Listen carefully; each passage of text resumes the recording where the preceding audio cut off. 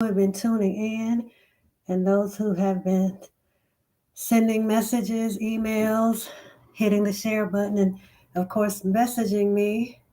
So glad to be of service. Go ahead, hit the share button. In fact, go ahead and tell me where you're from, city and state.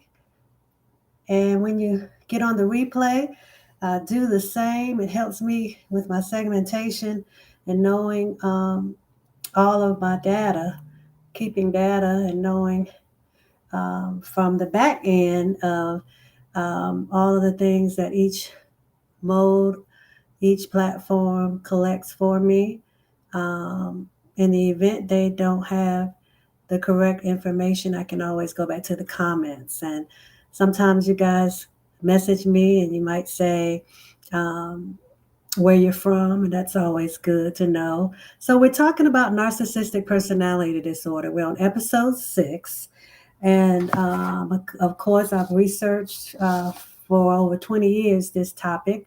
I was a psychology minor and a sociology major in college, along with arts and humanities and all of that good stuff. I again came from a mental health professional family. Both parents were in mental health. And I have a heart, a burden, and everything I do is based on what I'm coined as the Freedom Igniter, where I ignite emotional wellness, help survivors heal using biblical healing of God principles. And so, with those principles, um, we need to understand what might be demonic and what might be spiritual as it relates to clinical versus mental, social, and all that good stuff. And as we will state each time that we gather, we want to make sure that we are sensitive to this topic. The nature of what we're talking about is one that we want to be mindful not to make reference to people being narcissistic or not jokingly, right? I would hope if you did know someone, whether you knew them well or just an acquaintance, that you would not, make light of it, make poke fun of it, and all that stuff. Hey, Crystal, thank you for joining. If you don't mind hitting that share button, and everyone who's on all of the mediums and modes, platforms, go ahead and put in the comments where you are calling from. I have my cousin on Instagram. Thank you for everybody joining. We're talking about narcissistic personality disorder, episode 6. We'll probably be on the topic for a while. I've again done extensive research on it. I am no way a clinical or medical professional. This is just what I have found in my own research and in my own clientele's experience and my own personal experience and stories from friends as well as clients. Again, I am known as the Freedom Igniter, where I ignite emotional wellness, help survivors heal using biblical healing of God principles. So, mostly everything that I do comes out of the Word of God. In this instance, I do integrate what we know as the mental part of healing. Sometimes it's demonic, but other times, um, clinical stats and sociology and psychology and physiological types of data. I don't always subscribe to, I don't always come in agreement with, but I do usually give some type of stats so that you can make up your mind about what you believe. Now I'm going to try to do this part from the top, top of my head. Episode 1, we talked about gaslighting. Remember, we're not going to use these terms in jest. We're not going to just throw them around like we've seen the influx of people doing, and it's very insensitive. If you know, don't know what certain things look like, it probably would be best just out of respect for others, not to casually say or call someone by a name or describe them as such. Um, when we talked about gaslighting, I have all my notes here. So if I'm looking down, please bear with me. Again, I have studied this over several years, and you will know if you are someone's gaslighting you, right? And what is so important to me is to be as harmless as a dove, right? Wise as a serpent, harmless as a dove. That's one of the most favorite of mine of this particular verse. I think it's actually the Message Bible, and I've heard it so many different ways as it prepares us for wolves in sheep's clothing. And this doesn't necessarily have anything to do with NPD as it relates to what we're talking about, but what I wanted to point out, being shrewd and being wise, just as we should discern the hearts, of men, right, good from evil, we also want to be unoffendable, unoffensive, don't operate in offense. And the reason why I'm bringing that up is because in everything we should love our neighbor, right? Even if they have any type of diagnosis. If you had, God forbid, an infirmity, right? Something had attached itself to your physical body. You wouldn't want anybody calling you by that particular ailment, right? You have a name. You were created in the image of God, in His likeness. And if you understand how much He loves you and how much He believes and sent His Son Jesus to heal you, right, for our healing back on Calvary, then you would want everybody to know what God means and says His original intent for our healing. And so I want us to work on, being wise and shrewd, and very, very discerning, higher discernment. You can pray for keen discernment, sharper discernment, even when it relates to looking for signs and traits and characteristics of someone who's actually narcissistic. What we know based on data is it is usually men. Those are the types that have NPD for whatever reason, based on long-standing data and research. They're usually men, and as I was saying, the first episode we really talked about. Although the word is overused and abused, right? In narcissism, do you know the signs? And in that, I started asking what people might know about being gaslighted. Okay, what to be gaslighted means. I'm trying not to put it in a certain tense because I don't really think it's should be said, but so many different ways. Now, on the second day, Ep.6, you can go back and look at these. We talked about negging. That is a characteristic. Negging, it's one of those things you will know is happening to you over time. Um, what you'll find, it's an implication, right? That maybe it may take you a little while to actually see, but it's emotional abuse. It's not normal at all, but it's something that is widespread in that how we have raised many of us, our children, to believe certain things, right? The lie we start telling tots and toddlers, right? At their first mishap on the playground, if they're teased or something, because of the opposite sex of someone likes them, the lie society continues spewing to them is, pretty much that they, are already in a relationship at two. Who's your boyfriend? Who's your girlfriend?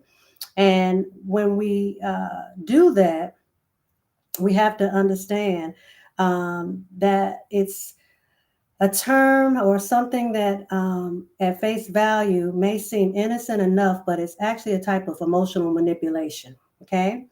It really can land a blow on your self esteem. And when people have MPD, it comes from some type of trauma, generally. It is and can be genetic, but we have to be mindful, even in our young kids, what we say and do, okay?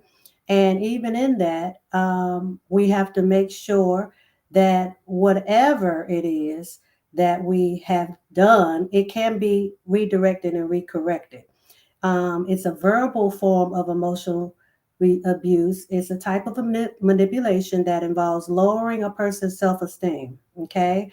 And it's subtle, it's very subtle. And it's often done in situations where flirting would be appropriate. So, first dates, ongoing relationship, bar chit chat, and things of that nature, but it is far from flirting. Okay. Um, You'll know because they're constantly giving you backhanded compliments. Okay, as we talked about on episode 2, I'm just giving you a little background in case you are joining me for the first time. And my name is Sarette Pierre. I am an orator at heart, meaning I'm a global empowerment speaker. I am a healing evangelist. So as the Freedom Igniter, I am one who deals with heart wounds. So I coin myself as a wounded healer. We all have certain types of wounds, right, that come from trauma that have impeded on our uh, how we see God, right? The image we have of Him, and often how we think He sees us.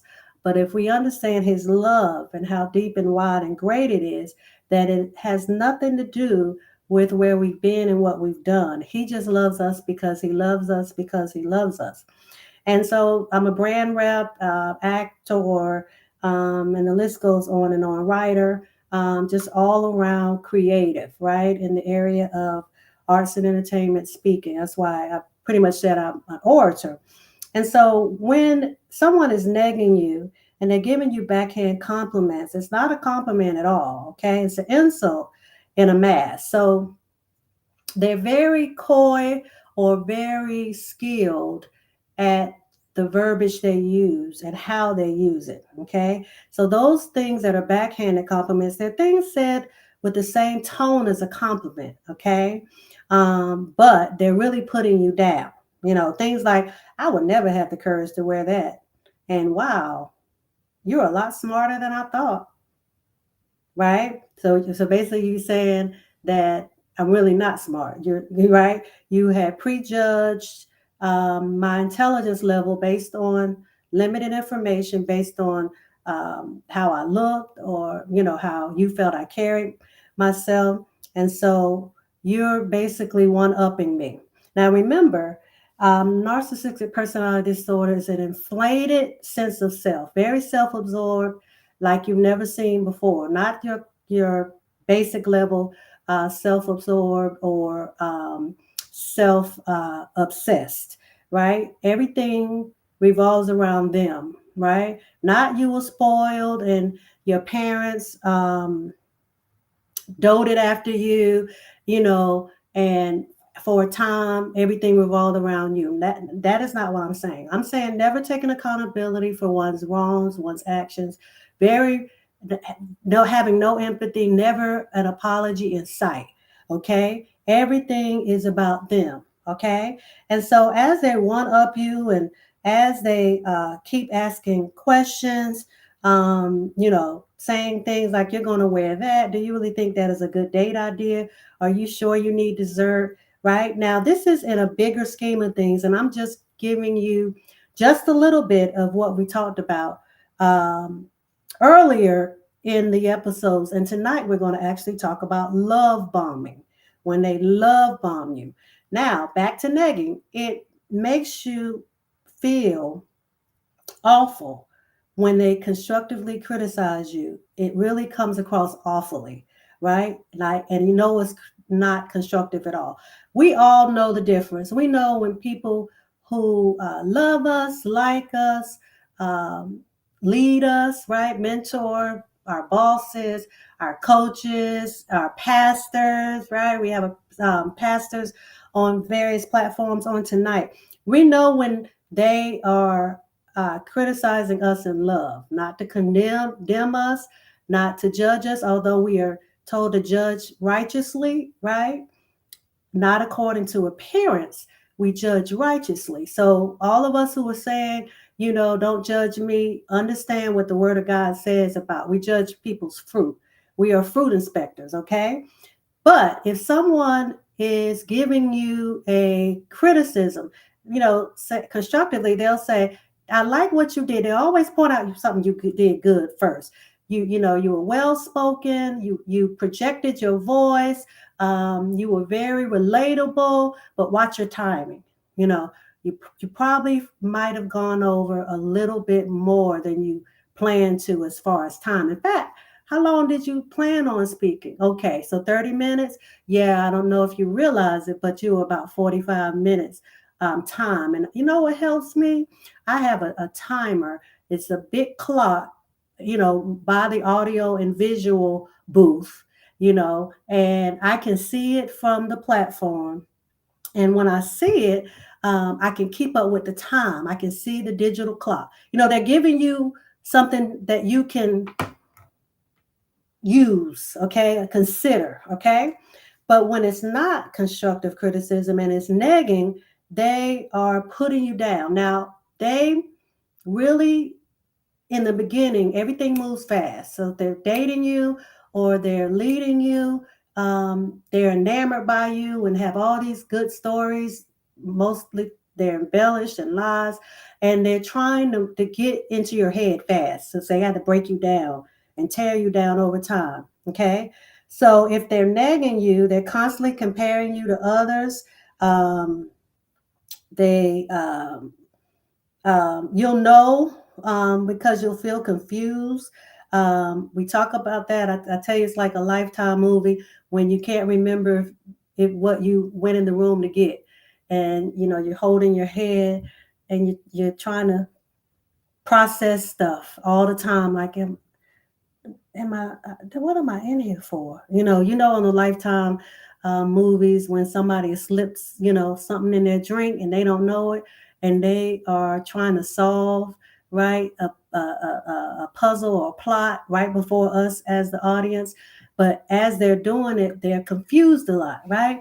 I just know I went in this room and what did I come in here for? Now we have seen that somebody has slipped something and crushed something and put something in their drink, right? As the audience, they haven't figured that part out yet. That's how you are when you're dealing with someone who is narcissistic, because they try to convince you all the time that you're losing it. You can have proof, you remembered in detail what they said, the tone they said it, the time they said it, how they said it, what they clothes they had on, where you were when they said it, and everything about what was said. And because they say to you with a straight face, I didn't say that, that wasn't me, you must have dreamt that, you tripping, you are imagining things. That's the play, okay? On almost everything is to deny. And we're not talking about street game deny until you have proof. I'm talking about you got proof. The police is at the door to come and arrest them, and they're still saying, baby, I didn't do it. I don't care what proof you keep showing me in your hand, and that's not me. I know that looks like me, but remember, I have a mole right here on the back of my elbow. Elbow, that person doesn't have a mole. And you're looking like, wow. Okay. So you feel confused a lot.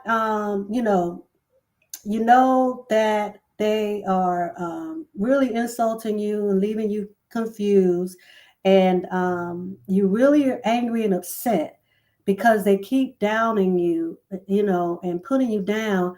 But it's like overtly. It's like it's not enough, and that's the play. That's the game. It's not enough for you to peep it real early. Okay. It's like checking in on your emotions. Like, if they found me out yet? It's like that. Okay. And it's something that over time you'll see.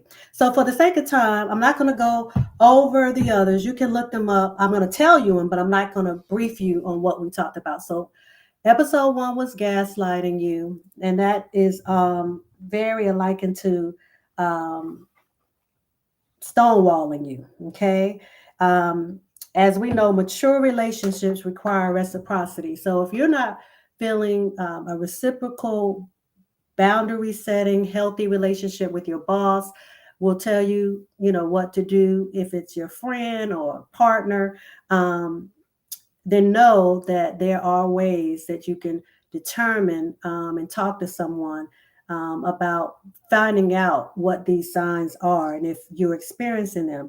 And so, if someone is impeding on your self-respect, your self-value, and let's say you had a good, healthy amount of self-esteem and self-worth and self-value.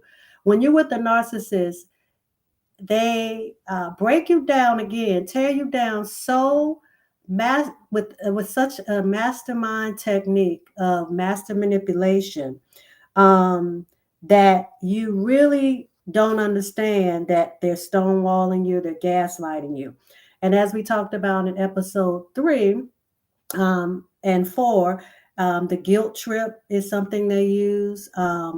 They are very, very skilled, because you got to remember they have very low self esteem. Whatever traumatic, the genetic or pathology, family pathology that's in their bloodline, usually from demonic oaths and covenants and things of that nature that their bloodline were involved in, and altars. Um, and there's a consequence, right? It's going to, as Exodus tells us, it's going to come down that family line. And so when they are stonewalling you, they just look at you and they say nothing. So if you, especially if you have a big emotional response and they know they won, because they want you to fight back with your words and explain over and over, this is you, the police is outside, this is you robbing the bank, robbing the store, this is your hat, this is the clothes that I ironed for you this morning. And they're standing there saying, no, no, baby, I would never do that to you. And you're like, this is you, it's clear. They say, no, look at the pixels and how grainy, that photo is. And they will like never admit to anything. And so when they're doing that, they often have you again wondering if your memory is serving you wrong. Okay. If you've heard it enough that you are making things up, you're imagining things, you must have dreamt it. That's not what happened. Then after a while, you're going to try to figure out if you're coming or going. Okay. And that's what they want. They want to see signs of you wondering if you're coming or going. They want to see you staring off, as my clients say, like, well, did I park the car in the employee only parking lot, employee of the month? Because my boss is really tearing me down in this staff meeting, right in front of everybody. Okay. And so stonewalling is when you're going to them, you're trying to reason. You cannot reason with a narcissist, but you're trying, right? Unless you have certain help with the therapist, counselor, they'll tell you how to keep your words very limited and how to set new boundaries and don't give an emotional response. But you might not get to that place in the beginning because it's such a head trip, right? It's such a roller coaster ride on you mentally, the level of masterminding, that you almost feel like you have to say something because it's so ridiculous, okay? It's so, um, your head is spinning, okay? And so when they're stonewalling you and you are trying to be an adult, and remember, often narcissists want to be honored as kings and queens, but they have the accountability of a toddler, okay? And so if you are finding someone is just looking at you and you're talking to them and you're kind of upset, or you're asking them questions, or trying to understand something, they'll just look at you and they'll look. So it's a form of control. Like, you can't make me speak. You can't make me answer that question. You can't make me talk. I'll outwait you. We'll just sit here all day and all night, and I'm not going to move, nor am I going to answer your questions. So, as I said earlier in another episode, it's almost like bow down. Bow down to me. I'm king. Bow down. See if I'm going to talk tonight. You'll be out here. You'll be out here all night if you think I'm going to talk. They just stonewall you. They just like, and then you're looking like, I've never in my life seen nobody. You know what I'm saying? It's like I said earlier, it's like a child when they like, nah, nah, nah, boom, boom, you can't make me talk. And they be like 69, 73, 48 years old. Okay? Now remember, we still walk in love. So tonight we're going to talk about love bombing. I'm not going to be long because it's a manipulation tactic that happens when someone overwhelms you with affection. So they just finished stonewalling you last night at your job, or yesterday at your job. Your boss is acting like he didn't hear you when you came in his office, and he's just looking at you like, I'm not going to answer you because you might be like me. You might be keeping a record of this. So I'm smart enough, although not smart at all, to be mindful of what I say or don't say, because I don't know if you're like me and you have an angle. And so because I can't trust myself, I can't trust others. So although you're here, I'm going to look through you, act like you're not in my office. Although you're in the bedroom and we're married, I'm going to act like you don't matter, because you don't dictate what I say and how I say it and if I say it. So I'll just stand here. And the person's like, do you hear me? I know you hear me. I can't believe you sitting there like that and not saying nothing like this.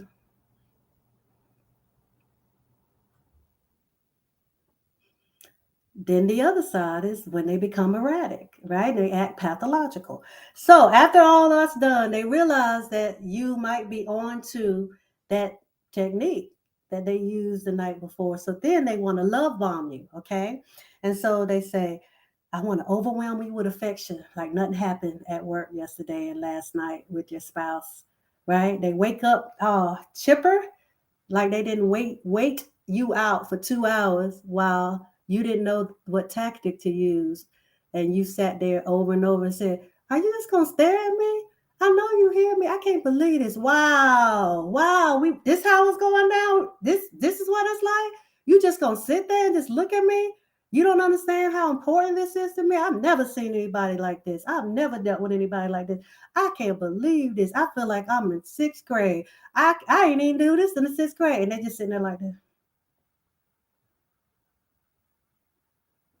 And then you got the ones that are Christian and say they operating in temperance and self-control.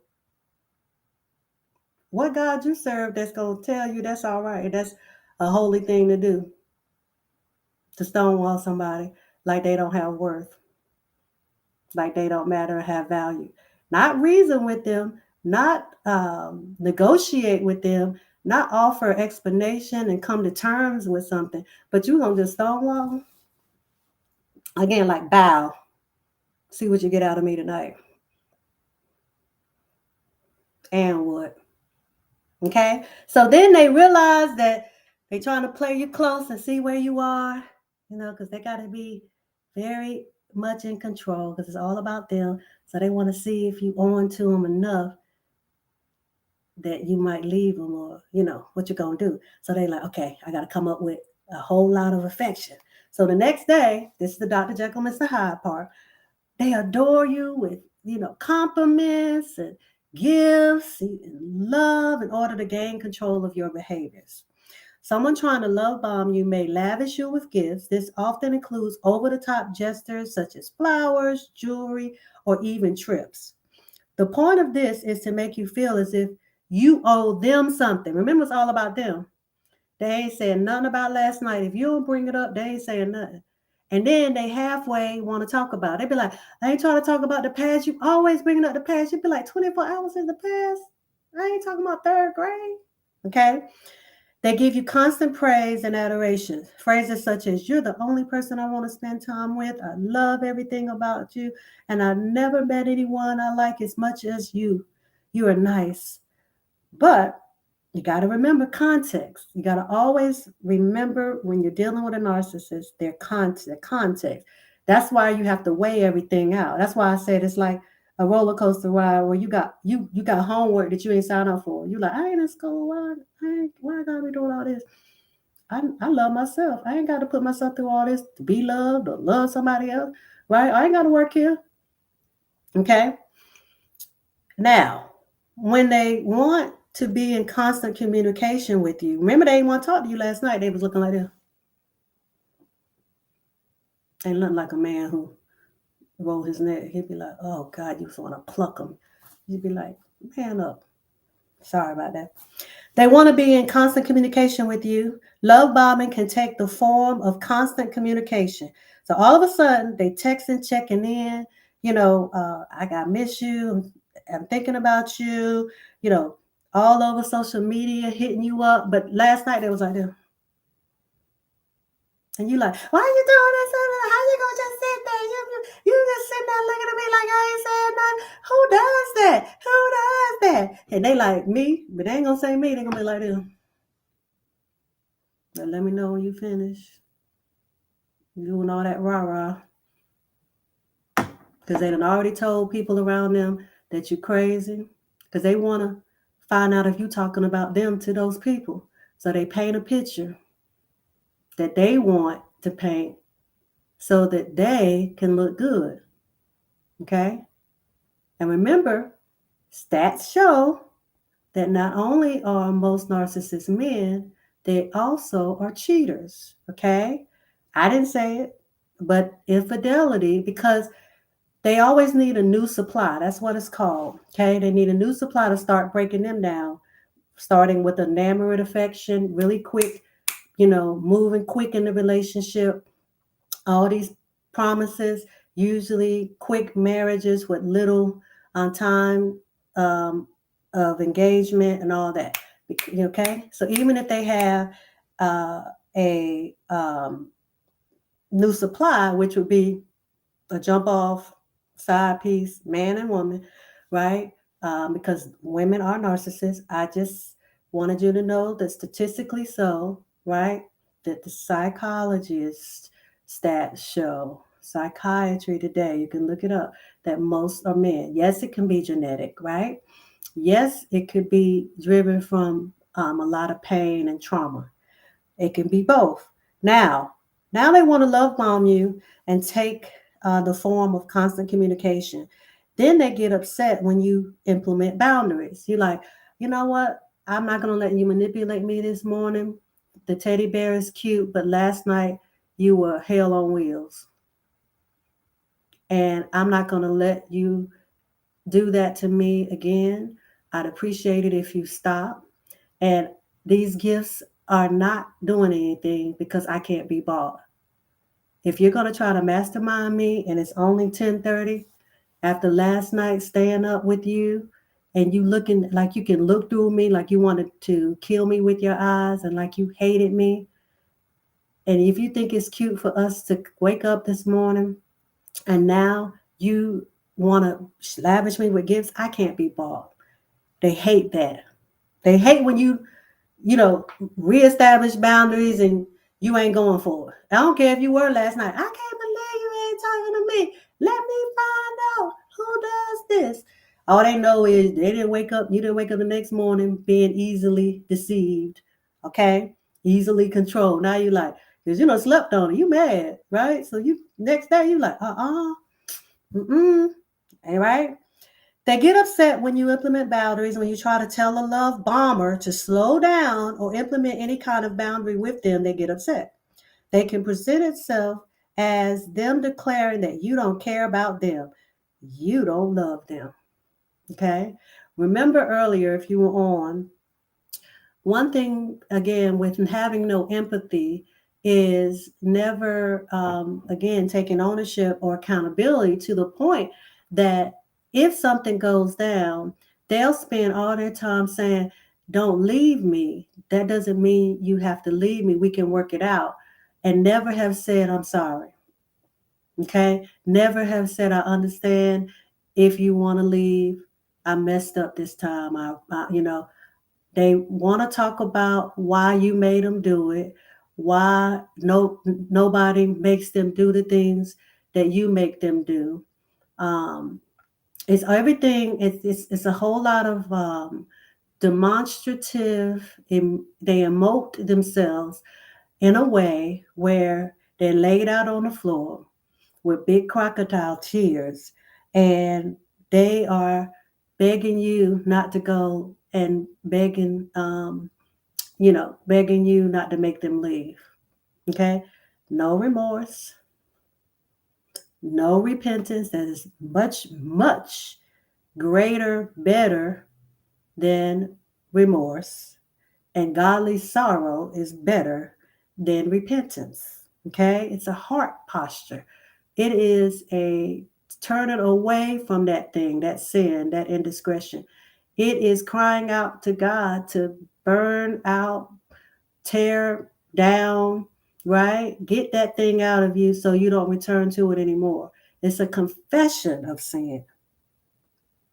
So if you can't look at a mere human and give a basic apology about anything, then my question often is to even those that I talk with is to see where their heart posture is and their stance with God. Because my prayer is that if you're not empathetic and not apologetic and not remorseful to the point that you almost never apologize and never take accountability, I pray that those that have this particular diagnosis, and I believe the report of the Lord. I'm not saying agree and come into agreement with everything spoken over you. I'm just saying know the signs. If you exhibit them, go get get a diagnosis, diagnostic testing. If you're with someone, you're not alone. If they have these characteristics and these traits and these modalities, right? You can find a way to get counsel on how to deal with this. Now, I can't tell you to stay or leave, but I can tell you that other than physical abuse, it is one of the most taxing types and forms of abuse. Narcissistic abuse is. It is grueling to say the most, or to say the least. And yeah, so when you're being love bombed, you have to make sure you keep your boundaries, right? You re-establish them, say them again, because by this time, hopefully you realize that this is not a healthy, mature relationship. There is no reciprocity. It's very one-sided. This person does what they want to do, and however they want to do it, and they think by denying that they did it, that it didn't happen. Okay, and that's in every area about everything, whether it's turning the light off in the living room last night, or staying out all night. Okay, it never was them. I got home at 2:30. I don't know what you're talking about, or some elaborate story. Okay, so again, when we look at narcissism and narcissistic behaviors, we want to make sure that we are getting the person to some type of therapy. There's so many video chat types of things going on, particularly since the pandemic. Um, Telehealth. Dr. Phil, him and his son have a platform.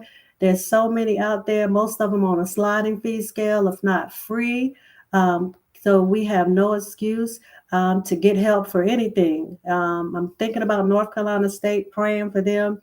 They've lost, in I think, 24 hours, two students to suicide. They actually killed themselves on campus.